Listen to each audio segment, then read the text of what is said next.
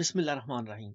السلام علیکم ویورز، آپ کا میزبان انجینئر ڈاکٹر ساجد اقبال آپ کی خدمت میں حاضر ہے۔ آئیں آگے بڑھتے ہیں اور دیکھتے ہیں کہ طارق عزیز صاحب مزید کیا بتاتے ہیں اپنے سفر کے بارے میں۔ جنگ کے دنوں کا ہی ایک اور واقعہ بھی سن لیں۔ ان دنوں ٹیلنٹ کے لیے کیمپ لگ گیا۔ میں اسلم صاحب سے اجازت لے کر واہگہ کے پاس ایک کیمپنگ گیا جہاں مجھے ایک لوک گائک ملا۔ میں اسے لے آیا، اس کا 5 منٹ کا مرزا صاحبہ کا آئٹم بنوایا اور سارا دن ریہرسل کروائی۔ رات کو جب میں اس کے ساتھ پروگرام کر رہا ہوں اور کیمرہ ورک میں لگا ہوا ہوں کہ وہ ظالم ریہرسل شدہ حصوں کے علاوہ بیچ میں کچھ گالیاں بھی گا گیا اور مجھے پتا نہیں چلا۔ باہر سے فون پر فون آنے شروع ہو گئے۔ اتنی دیر میں میرا آئٹم ختم ہوا تو میں پوری فاتحانہ شان سے اسٹوڈیو سے نکلا تو اسلم اظہر کی آنکھیں غصہ سے لال ہو رہی تھی۔ ظفر سمدانی بھی بیٹھا ہے۔ میں نے کہا، کیوں جناب، کیسا رہا؟ کہنے لگے، تجھے پتا نہیں کیسا رہا؟ میں نے کہا، میں تو کر آیا ہوں اپنی طرف سے اچھا ہی۔ بولے، تجھے سچ مچ نہیں پتا تو کیا کر آیا ہے؟ گانے والے کو بھی بلایا گیا۔ بولے، اس کی ریہرسل کروائی تھی۔ میں نے کہا، سارا دن کروائی تھی، یہ آئٹم لکھا ہوا ہے۔ اس سے پوچھا، تم نے کیا گایا ہے؟ کہنے لگا، جیو باؤ فلور مینیجر بڑا خوش ہو رہا سی تے میں کیا چلو اینا نو کچھ ہور بھی سنا دیو۔ پنڈا تھاواں تے اے دے تے سانو بڑیاں ویلاں ملدیاں نے تے تسی ناراض ہو رہے ہو۔ بہرحال میں نے اسکرین پر آ کر لوگوں سے معذرت کی۔ اپنی اداکاری کے حوالے سے ایک واقعہ یاد آ رہا ہے۔ ظفر سمدانی ایک ڈرامے میں کام کر رہے تھے، مرکزی کردار تھا ان کا۔ صبح 11 بجے کے قریب میں ٹی وی پہنچا تو مجھے اطلاع ملی کہ ظفر کے والد کا انتقال ہو گیا اور وہ چلے گئے ہیں۔ اس ڈرامے کے پروڈیوسر فضل کمال تھے۔ انہوں نے وہ اسکرپٹ میرے سامنے پھینکا اور بولے، یہ رات کو آن ایئر جائے گا اور تم نے کرنا ہے۔ میں نے کہا، فضل صاحب، یہ مرکزی رول ہے، اس وقت 11 بج رہے ہیں، رات کو آپ پلے مانگ رہے ہیں، میری خبریں بھی ہیں، یہ کیسے ممکن ہے؟ کہنے لگے، میں کچھ نہیں جانتا، بس دفع ہو جاؤ اور رات کو مجھے ڈرامہ چاہیے۔ بیٹھ گیا میں۔ یادداشت میری تیز تھی، پھر شوق بھی تھا۔ اس کے باوجود یہ کوئی آسان کام نہیں تھا۔ صرف اپنے مکالمے ہی یاد نہیں کرنا تھے، دوسروں کے کیوں بھی یاد کرنا تھے۔ یہ کھیل ہو گیا اور کسی کو پتا بھی نہیں چلا کہ میں نے یہ رول بغیر کسی ریہرسل کے کیا ہے۔ یہ پروفیشنل رویہ رکھنے والا اور عشق والا آدمی ہی کر سکتا ہے۔ اچھا، ایک اور بات، ان اضافی کاموں کے مجھے کوئی پیسے نہیں ملتے تھے۔ میری باقاعدہ نوکری تھی اور پروڈیوسر کی تنخواہ لیتا تھا۔ ایک اور واقعہ یاد آ رہا ہے۔ ایک بار عالم لوہار مرحوم کو میں پروڈیوس کر رہا تھا۔ عالم لوہار کی عادت تھی کہ جب انٹرلوڈ آتا ہے میوزک کا تو وہ کچھ اپنا رقص سا کرتا تھا اور اس سے طے تھا تم ذرا رقص وقص کرنا۔ عشرت انصاری فلور پہ تھا، میں اسے کلوز پر کور کر رہا تھا۔ پھر میں نے دوسرے کیمرہ مین سے کہا کہ فل شاٹ لو۔ اچانک میں نے دیکھا کہ عالم لوہار موو نہیں کر رہا۔ میں نے عشرت سے کہا، وہ موو کرے تو میں کٹ کر کے فل شاٹ لوں، اور وہ گا رہا ہے، ہنس رہا ہے اور ہاتھوں سے عجیب عجیب اشارے کر رہا ہے۔ عشرت نے دیکھا اور بوکھلا کر کہا، سر جی اودی توتی کھل گئی ہے۔ عالم لوہار کا لمبا کرتا گھٹنوں تک تھا اور اس کی دھوتی کھل کر نیچے گری پڑی تھی۔ ظاہر صورت میں وہ کیا رقص کرتا؟ چنانچہ میں نے باقی گانا کلوز میں ہی فوراً ختم کیا۔ پروگرام لائیو جا رہا ہے اور کسی کو پتا نہیں چلا کہ کیا ہو گیا ہے۔ اگر خدا نہ خواستہ میں کلوز کی بجائے فل شاٹ پر ہوتا تو انجام آپ سوچ لیں۔ 1967 میں پنڈی سینٹر شروع ہوا تو مجھے پنڈی بھیجا گیا۔ میں وہاں مہمان کی حیثیت سے گیا تھا، بس اسٹیشن سٹارٹ کرنا تھا۔ چنانچہ پنڈی سینٹر بھی میری آواز سے ہی شروع ہوا۔ ہاں، ایک چھوٹی سی بات یاد آتی ہے کہ افتتاح کے لیے جو ڈیس بنایا گیا تھا وہ نارمل آدمی کے قدس کے مطابق تھا۔ خواجہ شہاب الدین وزیر اطلاعات تھے، انہیں تقریر کرنا تھی، تو خواجہ صاحب جب تقریر کرنے آئے تو اس کے پیچھے چھپ کر رہ گئے۔ جلدی سے ایک پیڑھی لا کر رکھی گئی جس پر حاجہ صاحب کھڑے ہوئے اور یوں انہوں نے قوم سے خطاب کیا۔ 1967 کے اواخر میں مجھے کراچی بھیج دیا گیا۔ یہاں کے اسٹیشن کا بھی افتتاح بہت دلچسپ رہا۔ اسلم اظہر بھی افتتاح کی تقریب میں شرکت کرنے کے لیے آئے ہوئے تھے۔ ذوالفقار علی بخاری ہمارے جنرل مینیجر تھے۔ میں ان کے پاس 1 ڈیڑھ مہینہ پہلے آ گیا تھا۔ بخاری صاحب ریڈیو کے حوالے سے بہت گنی آدمی تھے، لیکن ٹیلی ویژن کے سلسلے میں وہ بالکل کورے تھے، اور اسی بات پر میرا ان سے اختلاف تھا۔ اب میں جیسا بھی برا بھلا آدمی تھا، بہرحال ٹیلی ویژن بخاری صاحب سے زیادہ جانتا تھا۔ بخاری صاحب ساؤنڈ کے حوالے سے سوچتے تھے، میری تربیت ویژن کے حوالے سے ہو گئی تھی۔ میرا اور زمان علی خان کا ان سے یہی اختلاف پڑتا تھا۔ وہ کبھی مجھے میٹنگ سے نکال دیتے، کبھی کمرے سے نکال دیتے۔ میں باہر آ کر سر پکڑ کر بیٹھ جاتا اور مرحوم مختار صدیقی کے پاس بیٹھ کر روتا کہ مختار صاحب بڑی ذلت ہوگی، بابے کو کسی طرح سمجھائیں۔ وہ کہتے میری بھی کب سنتا ہے۔ آن ایئر جانے کے دن قریب آ گئے۔ کراچی سے پہلا ٹیلی ویژن ڈرامہ جو آن ایئر گیا وہ تھا طبیب، سید انصار ناصری کا لکھا ہوا۔ یہ ریڈیو کا پرانا اسکرپٹ تھا۔ ہمارے پاس لاہور ٹی وی میں بڑے بڑے اچھے اسکرپٹ آ چکے تھے، لیکن بخاری صاحب کا بنیادی حوالہ چونکہ ریڈیو تھا، اس لیے ریڈیو ڈرامہ ہی ان کی نظر میں معتبر ٹھہرا۔ میں نے اسے پڑھا، اپنا پروٹیسٹ بھی ریکارڈ کروایا۔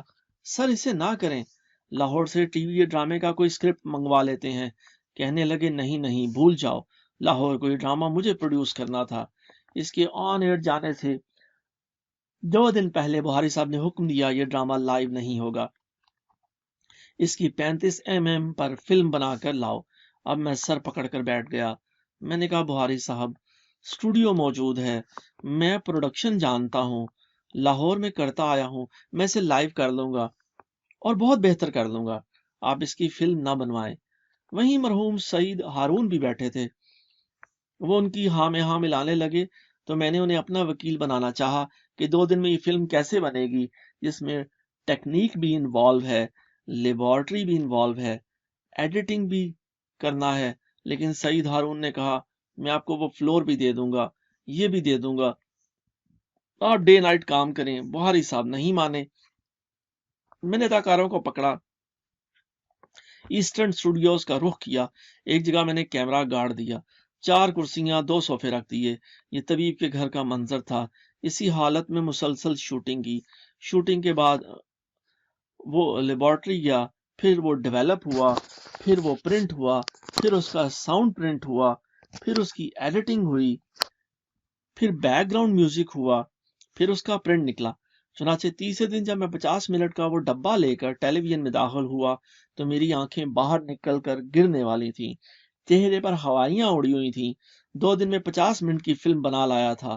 یہی کام اسٹوڈیو میں 1 گھنٹے میں پروڈیوس کر لیتا۔ پتہ نہیں اب وہ ڈرامہ کہیں پڑا ہے یا نہیں۔ بہرحال وہ ایک ناقص کام تھا جس پر مجھے شرم بھی آئی کہ یہ میری پروڈکشن ہے، اور دوستوں نے دیکھ کر کہا اچھا لاہور سے یہ سیکھ کر آئے تھے۔ یوں کراچی ٹیلی ویژن کا پہلا ڈرامہ پروڈیوسر بھی میں ہوا، اسکرپٹ ایڈیٹر بھی میں، میوزک انچارج بھی میں، پھر اناؤنسمنٹ بھی کر لی، خبریں بھی پڑھ لی، خطوں کے جواب بھی دیے۔ میں نہیں جانتا کہ مجھ سے زیادہ کسی شخص نے ٹی وی کے لیے بیک وقت اتنے کام کیے ہوں۔ خیر، پھر یہ ہوا کہ اسلم اظہر کو اچانک کراچی ٹی وی کا جنرل مینیجر بنا دیا گیا۔ افتتاح کی رات بخاری صاحب کو بتایا گیا کہ وہ شدید بیمار ہیں، اس لیے ہسپتال میں داخل ہو جائیں۔ میں اس بات کا یعنی شاہد ہوں کہ اسلم صاحب صرف 3 کپڑوں میں آئے ہوئے تھے۔ اس وقت کے سیکریٹری اطلاعات الطاف گوہر نے ان سے کہا کہ وہ فوراً کراچی سینٹر کا چارج سنبھال لیں۔ اس سے پہلے افتتاح میں جو کچھ ہوا اس کا بہت ذکر آ چکا۔ ایک پرندوں کا مشاعرہ ہوا تھا افتتاح کی آئٹم کے طور پر، جس میں الو صدر تھا۔ کسی نے پریزیڈنٹ کے کان میں کہہ دیا جی ابھی آپ نے تقریر کی تھی نا، اور انہوں نے الو صدر بنایا ہوا ہے۔ ایوب وہاں پر ظاہر ہے اس کا رد عمل ہوا ہوگا، لیکن سچی بات ہے کہ بخاری صاحب ٹیلی ویژن کے آدمی نہیں تھے، یہ ہمارا المیہ تھا، دکھ تھا۔ پھر رفتہ رفتہ ہم پیچھے ہوتے گئے۔ 1969 کے آخر تک میری نوکری ختم ہو گئی۔ وجہ میری سیاسی سرگرمیاں، اور اس نے میرا ٹی وی پر داخلہ بند ہو گیا۔ جب میں ٹوبا ٹیک سنگھ کسان کانفرنس میں شریک ہوا، پھر سال 1.5 سال تک مجھ پر پابندی رہی، میں ٹی وی کی عمارت میں داخل نہیں ہو سکتا تھا۔ وہ وقت بھی گزر گیا۔ پھر جب ٹی وی میں میرا دوبارہ داخلہ ہوا تو میں نے ٹی وی کی ملازمت نہیں کی، بلکہ فری لانسر کے طور پر واپس آیا، کیونکہ اب ادارہ بڑھ گیا تھا اور ضابطے، فائلیں وغیرہ بننے لگیں، جذبے کم ہونے لگے۔ پھر نیلام گھر، لیکن جاتے جاتے اس کا بھی ایک واقعہ سنا دوں۔ یہ ریکارڈنگ کا دور تھا، لیکن میرے لیے تو یہ لائیو ہی ہوتا تھا، کیونکہ مجھے تو بہرحال لوگوں کے سامنے رہنا ہوتا ہے، اور وہی تلوار کی دھار ہے۔ آپ کو یاد ہوگا میں نے بہت دیر سے شادی کی ہے، اور میں بڑا رانجھا آدمی بھی ہوں۔ شو بزنس میں تھا، اپنی ادا کا تھا، درمیان میں فلمی زندگی بھی ملی، 20-25 فلموں میں کام کیا، اپنی ایک فلم بھی بنائی۔ میں وہاں سے بھی عزت کما کر آیا، خود چھوڑ کر آیا ہوں، یہ نہیں کہ انہوں نے نکالا ہو۔ بیچ میں سیاست بھی آ گئی، جیل بھی کاٹ لی، شاعری بھی کی۔ ان ساری چیزوں نے مل ملا کے شخصیت کے ارد گرد حالہ سا بنا دیا تھا۔ لوگ اس حالے سے پیار کرتے تھے۔ مجھ سے لوگوں نے بے پناہ عشق کیا ہے۔ اس کی کئی مثالیں پیش کر سکتا ہوں۔ رنگون والا ہال میں نیلام گھر ہو رہا تھا۔ ایک عورت اٹھی، مجمع میں کہنے لگی مجھے گھر لے چلو۔ میں نے اسے حیرت سے دیکھا اور کہا جی؟ کہنے لگی مجھے گھر لے چلو۔ میں نے کہا کیوں؟ بولی کیونکہ تم میرے مجازی خدا ہو۔ اس نے برقع پہنا ہوا تھا، کالی سی اینک لگائی ہوئی تھی۔ میں نے دل میں سوچا یا اللہ یہ کیا قصہ ہے؟ پھر خیال آیا شاید اس عورت کو مجازی خدا کا مطلب نہیں پتا۔ میں نے کہا بیوقوف، تمہیں مجازی خدا کا مطلب پتا ہے؟ بولی ہاں۔ میں نے کہا کیا ہوتا ہے؟ کہنے لگی شوہر کو کہتے ہیں۔ میں نے کہا مجھے کیوں کہتی ہو؟ بولی کیونکہ تم میرے شوہر ہو۔ سن کر میرے پیروں تلے سے زمین نکل گئی۔ میں نے سیکیورٹی والوں کو بلایا، حال میں مکمل سناٹا ہو گیا۔ میں نے سوچا یہ سازش کیا ہے؟ سیکیورٹی والے اسے ایک طرف لے گئے، لیکن وہ عورت ایک ہی رٹ لگائے ہوئے تھی کہ یہ میرا شوہر ہے، مجھے گھر لے کے چلے۔ خیر پروگرام مکمل کروایا۔ وہ عورت خدا جانے کتنا عشق کر بیٹھی تھی کہ نفسیاتی طور پر مجھے اپنا شوہر سمجھنے لگی۔ میں نے دوسرے دن فیروز آباد پولیس اسٹیشن جا کر رپورٹ درج کرائی کہ اس طرح سے میرے شو میں ہوا ہے، کہیں یہ کوئی سازش نہ ہو۔ اخبار میں بھی خبر آ گئی۔ خیر اس کے بعد 2-3 لیڈی کانسٹیبلز میرے پروگراموں میں آ کر بیٹھتی رہیں کہ اگر وہ پھر آئے تو اسے قابو کریں، لیکن اس کے بعد وہ عورت نہیں آئی۔ عشق کی انتہا کی پکار تھی کہ ان پروگرام کے بیچ میں ایک عورت مجھے اپنا شوہر کلیم کرنے لگی۔ تو یہ تھے اس دور جنون کی داستان کے چند باب جب ہم بھی خوبصورت تھے، جس میں کہیں کہیں لگتا ہے کہ طارق بن زیاد کی زمین فتح کرنے کی جنگ سے زیادہ طارق عزیز کی روٹی کی تلاش میں دلوں کو تسخیر کرنے والی یہ جنگ زیادہ تاریخ ساز ہے۔ لکھتے لکھتے میری انگلیوں سے تو خون ٹپک پڑا۔ قارئین کی ایسی یادیں آپ کو لہو لہو نہیں رلاتی؟ گوہر سلطانہ عظمیٰ۔ ویورز آپ کی توجہ کا بہت بہت شکریہ۔